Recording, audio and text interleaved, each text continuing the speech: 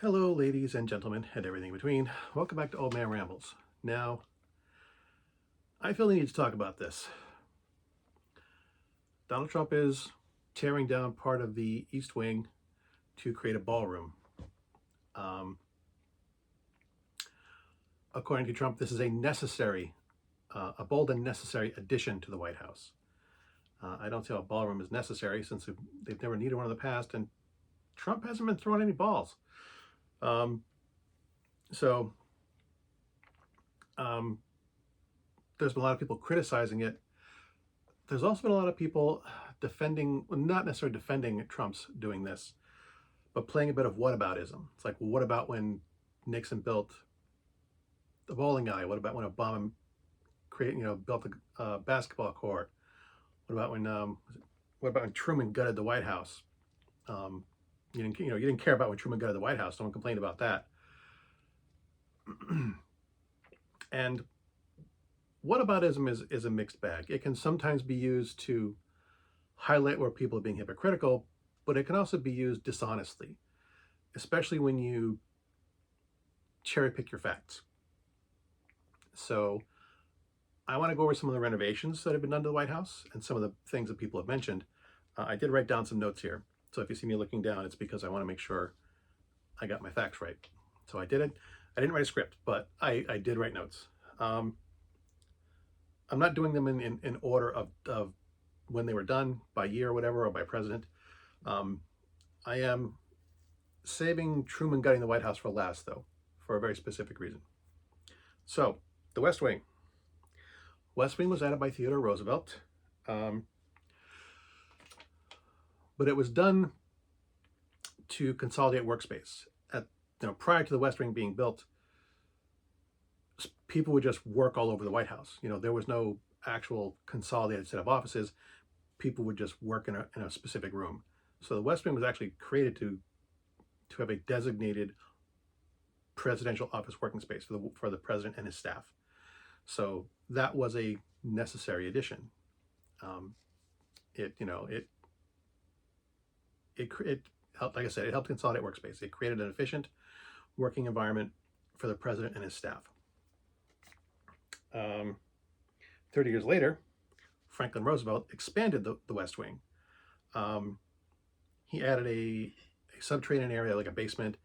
He added a penthouse above it. I'm not sure if those things were, either of those things were necessary. I didn't read about, couldn't figure out why he did, well, not that I couldn't figure out, didn't research as to why he did that. He also created a swimming pool, which has since been paved over. There is another swimming pool in the White House. But that's that news. On to Nixon. Nixon did create a bowling alley. It wasn't the first bowling alley that was at the White House, but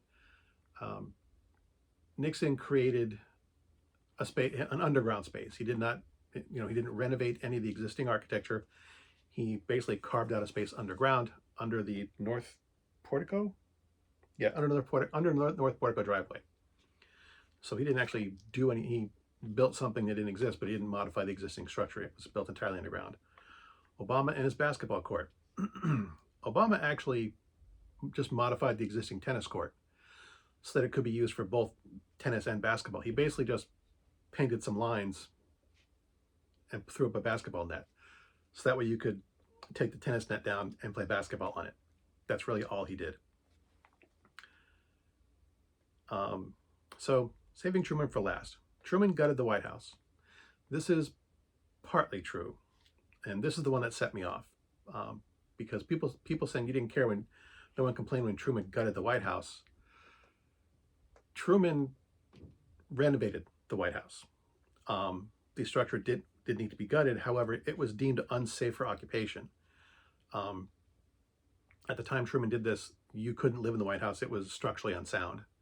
It was necessary what he did.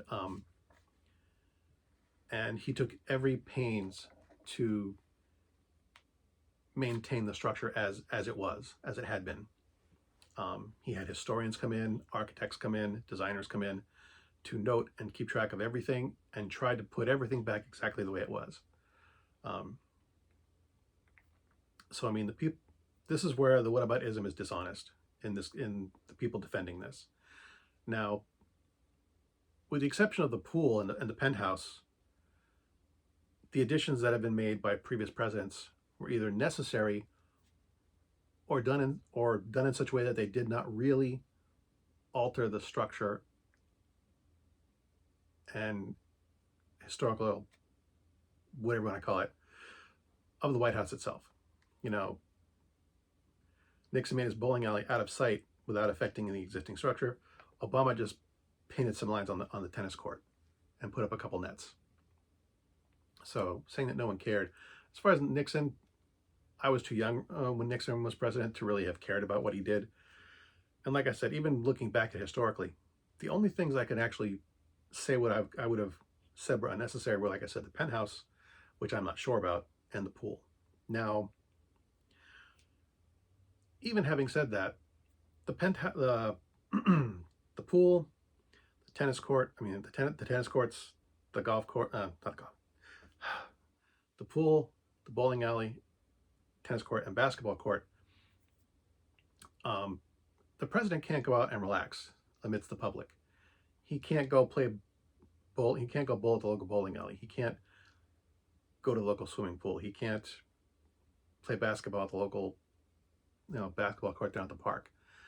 Some things are done as amenities for the president to be able to relax and enjoy his hobbies.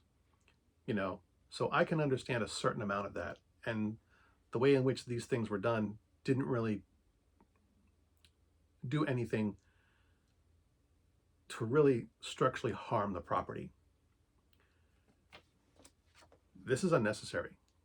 This is a vanity project by Donald Trump. It really, really is. Because there are plenty of places in Washington, D.C., where if the president wanted to throw a large party, he could. There are large enough open spaces within the White House itself right now, well, before now, that you could throw large gatherings. The White House is designed for that, diplomatic parties and things of that nature. Those rooms exist. Trump wanted to put his stamp on the White House. He wanted to create something for all time that we would all see, that would forever put his stamp on the White House. This is Trump's and no one else's, and he, for all history, this will be there with his name on it. That is it. That is the only reason he's doing this. He wants to permanently, engrave his place in the United States history. It is nothing but a vanity project for him. And that is what has set a lot of people off. It's what set me off. This is disgraceful. It's unnecessary, and it's a disgrace to the country and the history and the White House itself. And there is no other way that you can put this. Good hunting.